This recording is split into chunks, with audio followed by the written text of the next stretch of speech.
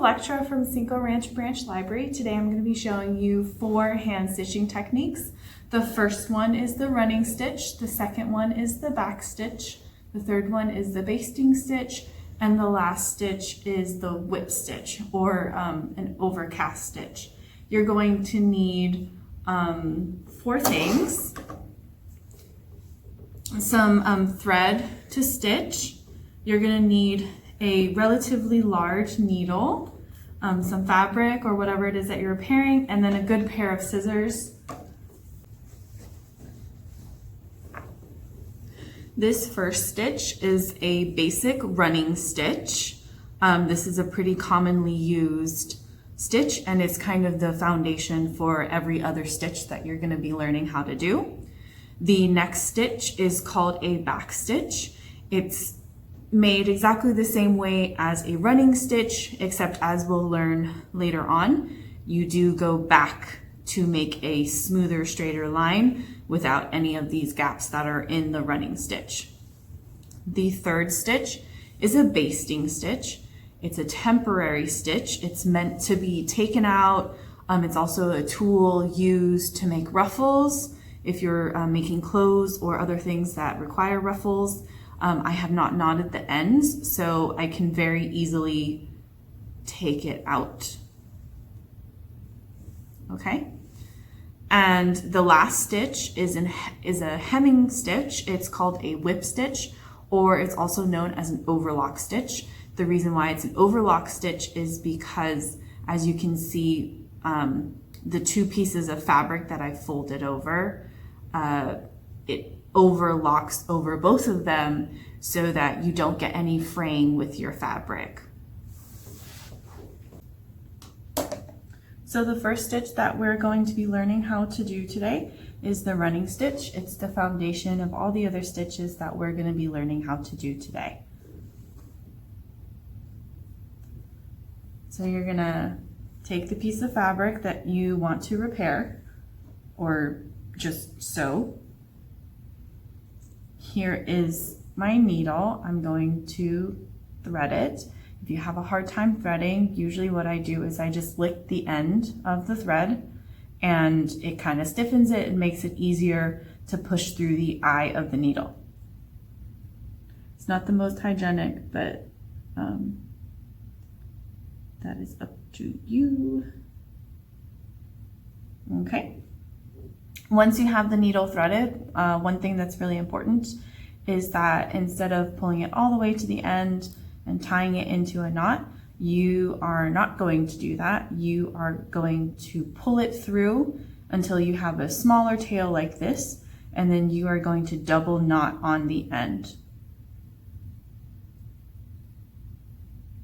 And I like to try and make sure that that double knot lands on the first knot, so it's a nice big knot and it's not going to pull through, especially considering that this is a thicker needle.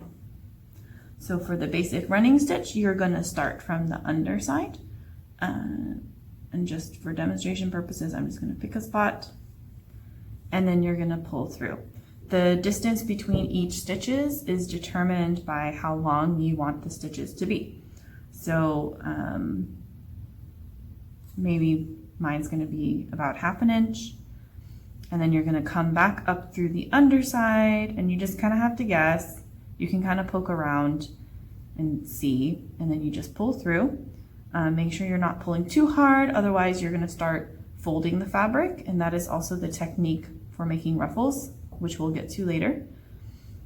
And then you just continue, and that's why it's called a running stitch.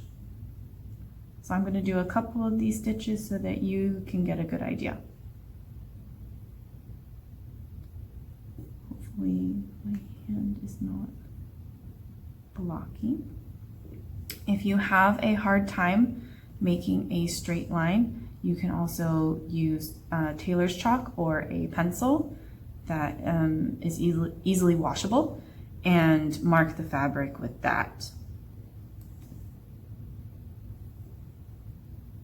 Okay. And I am not good at making things stay in a straight line, so it is kind of going a little wonky, but that's okay. we are learning. Okay. The key thing is consistency, making sure that your stitches are about the same length and distance apart from each other. Okay. And then once you've reached the length of the stitch that you want, you can flip it over, tie a knot, secure it, and then cut it, and you are done.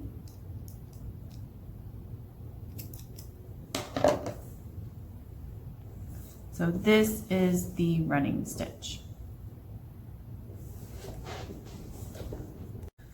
The next stitch that we're going to be learning how to make is called the back stitch. It's based off of the running stitch, except there's a slight difference. You are going to go back and fill in this gap before you move forward to the next stitch. So we'll show you how to do that. So I've already threaded my needle, I've already made the knot. Don't forget to make the knot. And you're going to start exactly the same way as you would with the running stitch. So you're going to start through the back of the fabric, bring the needle forward and up. You're going to go one stitch forward. So this, it looks normal. At this point, it's still a running stitch. Okay, and then you're going to move the same length to create the next stitch. And instead of moving forward, you are literally going to go backwards, back into the seam hole of your previous stitch. So you're going to pull through. So now it's one continuous line. And you're just going to repeat that process. So you're going to move forward the same stitch length, and then you're going to sew over the top into the seam hole of the previous stitch and pull it back through. So I'm just going to do a couple of these for you.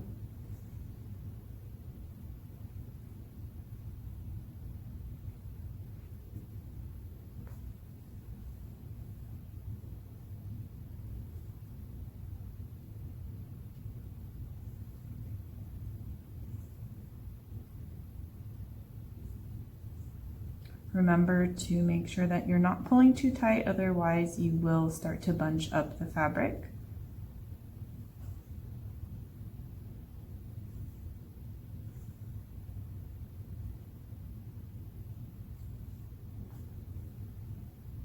Okay, and then once you've reached the desired length of the seam that you want, flip it over again, and then you can just tie a knot like we did with the running stitch.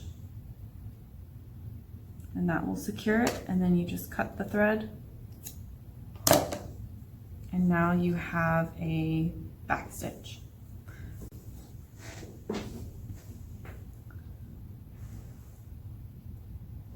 So the next stitch that we're going to be learning how to make is the basting stitch. It's a temporary stitch that can be used to hold layers of fabric together, and it is almost exactly the same as a running stitch. However, these stitches, as you can see, are much larger, and it makes it quicker to stitch and also easier to remove. Different uses for the basting stitch. For example, when you're making garments, you use it to make ruffles a lot of the time. So you might like hold on to one end and you kind of push it together and bunch up. And so this is the part of sewing where you're playing with tension or how tight you're pulling the thread, and that is what creates the ruffles. And then when you don't need the basting stitch anymore, it's very easy to remove because I haven't knotted either end on the back, and you should be able to just pull it out like that. Okay, so you start off the same way as you do the running stitch and the back stitch. Okay. And this time we might do double the length of the running stitch and the basting stitch, the back stitch.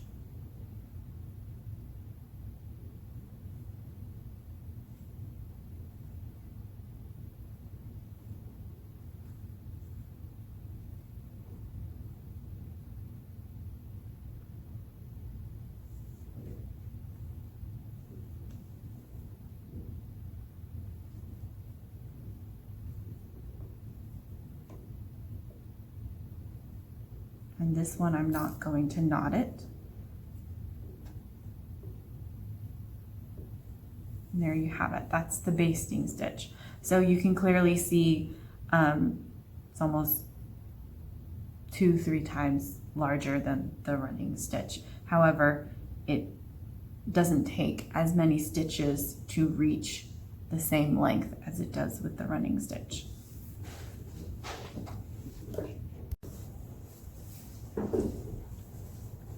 So the last stitch I'm going to demonstrate is the whip stitch or the overlock stitch.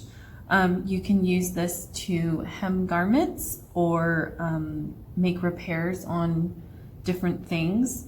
What I'm gonna do, so I have this piece of fabric. I'm gonna fold it like an accordion so I can create the effect of 2 pieces of fabric being sewn together.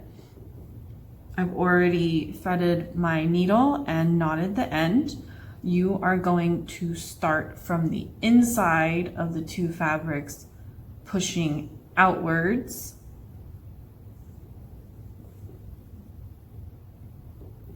And then you're gonna close it back up, and you're gonna bring the fabric, the thread over the top of both of them.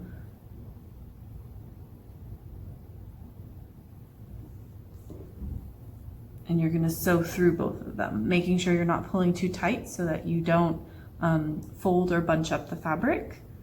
And you're just gonna continue to do this.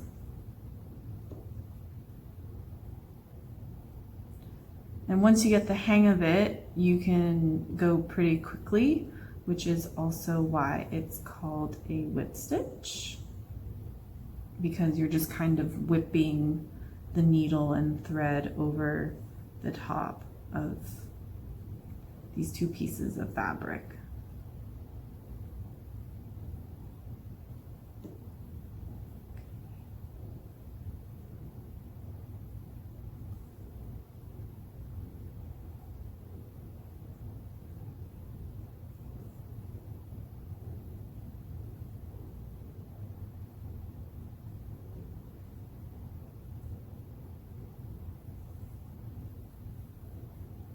Okay, and then once you're done, you can finish by tucking in the needle in between the stitches that you've made so that it kind of creates an invisible knot. So you see that's a knot. And then what you're gonna do is bring the tail end through a couple of the stitches and then gently pull, and then what you'll want to do is just snip off that little end bit so it kind of becomes invisible, except I pulled it too hard so now it is visible, but you can kind of jimmy it into the seam. And there you have it. So this is the whip stitch, also known as overlocking stitch.